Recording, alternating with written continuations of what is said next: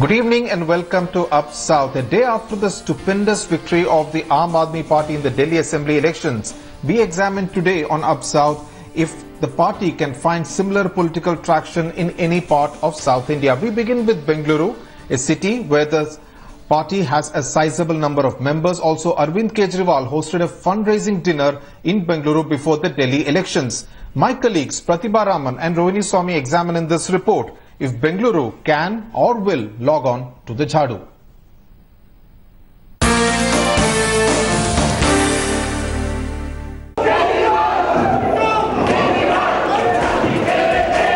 Aam Aadmi Party celebrating the Delhi victory in Bengaluru. A city the party would hope to make a dent in the municipal elections this year. Aam Aadmi Party did not set the Krishna on fire when it contested in Karnataka in the general elections last year. But the Delhi triumph has given the Topiwalas a new impetus. But traditional parties are more dismissive of the new kid on the political bloc. Here the Aam Aadmi Party, where is Aam Aadmi Party in Delhi, Bengaluru, in Karnataka? They have already contested Lok Sabha and also other elections. But the people of Karnataka is different from Delhi. We know the pulse of Bangalore. We have actually BJP's, we have ruled the Bangalore city since 5 years. We know what developmental activity we have done it and what is the required activity in next for 5 years. We know it. We'll move on that. AAP did a successful fund collection drive in Bangalore before the Delhi polls. So it knows it enjoys some decent traction in this city. So AAP's strategy is very simple. That is to start from the first step, which is tackling local issues booth-wise. And what better way to do it than to go full swing in this Bangalore civic polls. With Rohini Swami, Pratibha Raman, Bangalore, Headlines Today. Joining me now from Bengaluru is prominent Bangalorean and educationist Mohandas Pai. Mr. Pai, we are looking at the possible impact of the Delhi victory of the Aam Aadmi Party on different states and cities in South India. Would you say, for one, arrogant politicians, the Lal Balti culture are now an absolute no-no? They don't seem to understand the problems of people in cities, and what is happening today is very clear to me, that the middle class, lower middle class and the poor are rebelling against an authoritarian, insensitive government system and political parties who don't understand how hard living has become in a very polluted place, which is quality of life is coming down. And when the Aam Aadmi Party comes and talks to them and says, we'll give you water in the city, we'll give you lower cost of power, we'll improve transportation, we will eliminate corruption, the policeman will not come and take money from you, the government official will not come and take bribes from you, you will not be harassed, you will not be beaten up, we will give safety for you. It resonates with them because this is what people want. So I think the political parties are out of touch with the aspirations of people, and the Aam Aadmi touches that raw nerve. That's why we see them have 58% votes. I mean, that's fantastic. Right. Mr. Pai, the Bengaluru civic polls are likely to be held sometime this year. Do you think for a party like Aam Aadmi Party, the Bengaluru civic polls will be the right platform to contest? And would you think that your city will provide the opportunity and the bandwidth to a party like the Aam Aadmi Party? Most people don't have water on the outskirts of Bangalore. The tanker mafia is running. Bangalore's garbage problem has not been solved. There's garbage on the streets. The footpaths are broken. The BBMP has become an extremely corrupt organization.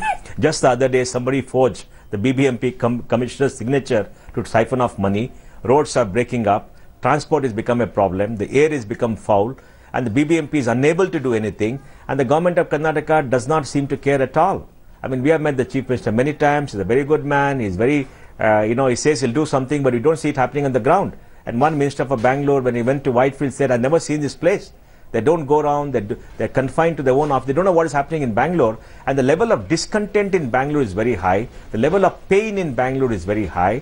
And if there is a face, a person who stands up and says, I'm going to clean up BBMP, I'm going to do all these things, I'm going to reduce corruption, I'm going to stop corruption, and I'm from the AAP party, and you can depend on me, and you can trust me, and Arvind Kejriwal comes and says, we're going to repeat what happens in Delhi here. I think Bangalore is right for something like an AAP revolution.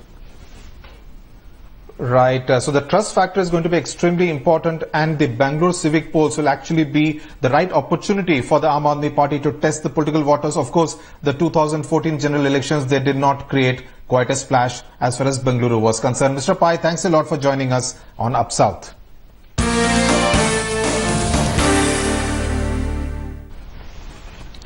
Now, Tamil Nadu is an interesting state as far as the Aam Aadmi Party is concerned, because there are not one but two Aam Aadmi parties in Tamil Nadu, and both of them claim to be the real common man party. Joining me now on Up South is M. Lenin, Executive Committee member of the Aam Aadmi Party, also Chandra Mohan, Executive member of the other Aam Aadmi Party. Mr. Lenin, let me get this straight from you. Are you the official Aam Aadmi Party in Tamil Nadu? Yes, we are the official Aam Aadmi Party in Tamil Nadu, and to clarify that, there is only one Aam Aadmi Party in Tamil Nadu which is affiliated to Arvind Kejriwal, and the other team which is claimed to be the Tamilaga Aam Aadmi Party was a division which has happened.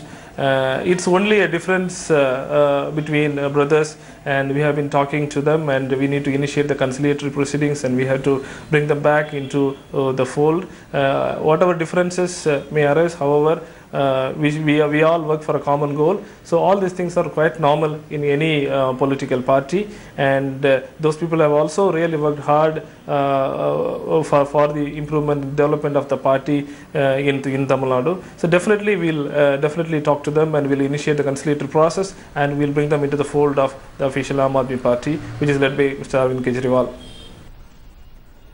Right. Mr. Chandramohan, you heard what Mr. Lenin had to say. He calls it a difference between brothers. Would you say that you are also the official Aam Aadmi Party in Tamil Nadu, or would you say that you are a different Aam Aadmi Party? I don't know about the two factions, but I think there are a few disgruntled volunteers from the beginning who thought that it will be a good time to capitalize on Aam Aadmi Party's success. So they went ahead and started their own party in a different name, actually. Which in fact we didn't know. The media is the one who first reported to us, and which is at this point is completely irrelevant. The Mission Vistar that has been set up, whose job was to go throughout the states in different parts and find out who are the people who will be taking the party forward. So they have constituted a 7-member committee, state committee, an interim committee right now. So the 7 members are the ones who will be taking the party forward in Tamil Nadu. The rest of them, if they are part of the party, if they are members of the party, disciplinary action will be taken on them.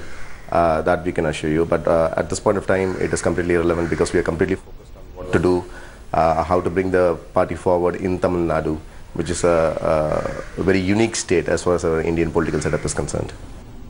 Right. Okay, let's move away from which is the real Aam Aadmi Party. Given the fact that Tamil Nadu is home to different Dravidian parties, where really is the space for an Aam Aadmi Party, which to many is also seen as a Delhi party? Actually, I have to disagree with the fact that you're saying it is a Delhi party. No. If you go on the ground, you wear this topi and you go over there, people relate to us. People think of us as a credible party and an honest party. And the way they greet us, it's unbelievable. It is a Dravidian culture, as you say. It is right. It is a Dravidian culture, but we are also part of India. So when we go and talk to people, they believe us, they trust in us, and we are breaking all kinds of stereotypes that has been happening throughout the country. No divisive politics, no communalism.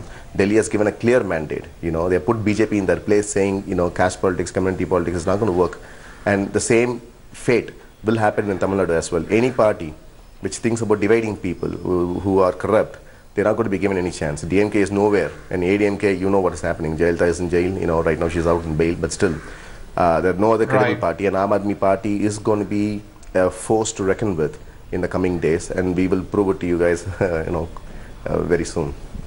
Right. Mr. Lenin, you did contest elections in Tamil Nadu last year. You did not taste any success. What's the one big lesson that you learned from those defeats?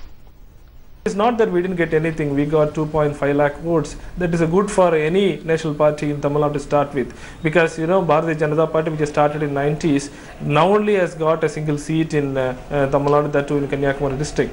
So, for a starter, for any starter, that too a national party, getting a 2.5 lakh vote in Tamil Nadu is a remarkable thing, and we take it in the right way.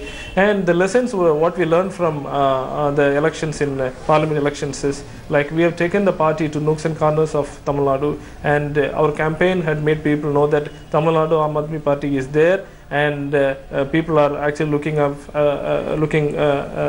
us, and we definitely have an obligation towards the people in Tamil Nadu also, which will make it right.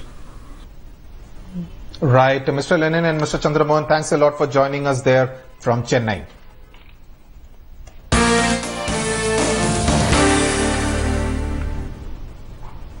We also now look at Kerala, a state where corruption has become the center stage as far as political issues are concerned. And of course, the elections are due in Kerala next year. Finance Minister K.M. Mani is under a cloud thanks to the bribery allegations. Let me go across to my colleague Rohini Swami, who tracks Kerala very, very closely. Rohini, the fact that Keralites have shown a disdain to what's happening within the UDF government with the kind of corruption allegations, does that give some kind of a space, a political space to the Aam Aadmi Party to perhaps at least make some kind of a beginning in the assembly elections in 2016?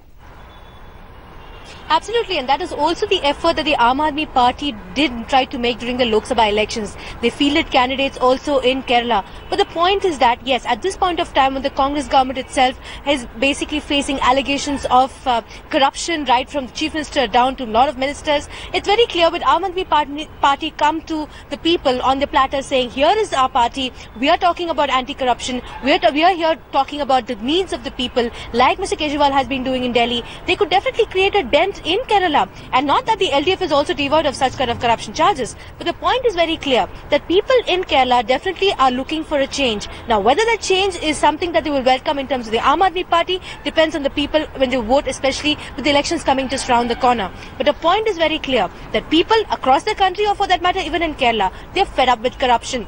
And they definitely want to change. Right. So if Kejriwal can bring a magic in Kerala, well then that's something that people will obviously try to lap up as soon as they can.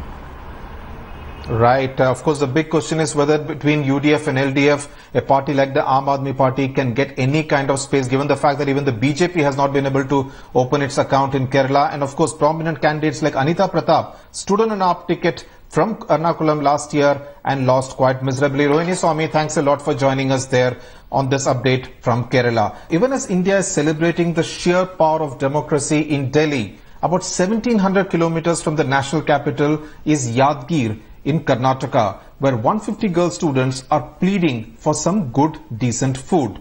Pratibha Raman has this report, and we ask whether India will look at this part of Bharat.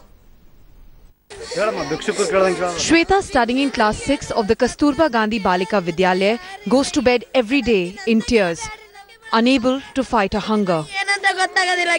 The Kasturba Gandhi Balika Vidyalaya scheme was launched by the Government of India in August 2004 for setting up residential schools from classes 1 to 10 for girls from poor families. Unable to stomach rotten, spoiled and contaminated food, the 150 children studying in Yadgir, nearly 500 kilometers from Bangalore, decided to take to the streets in protest.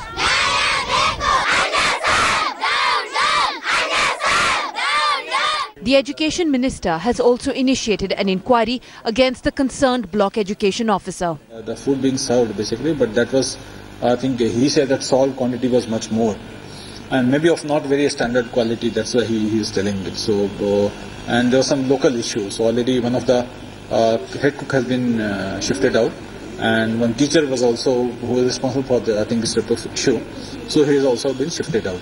The menu in the school lists items from boiled eggs to meat or even ragi and chapatis. But these children were made to swallow down just rice and sambar that was cooked days ago. So the children wonder how the action can just stop with the cook and the teacher, because the NGO that took up the contract to serve food gave it on a subcontract to a local Zilla Panchayat member. If this government run away from taking proper action by taking action against a cook. I think we can see this government's actions in a very light manner. In this case, not only a cook but the concerned department officers who are there. So the government must take action, big persons, not a small cook persons. Kasturba Gandhi, in whose name the institution has been created. It is a Kasturba Gandhi girls hostel, girls residential school. I think it is because of the pilferage of the money, looting of the money, that these children have become victims. And government should take a very serious step in this regard. With Pratibha Raman in Bengaluru, Bureau Report, Headlines Today.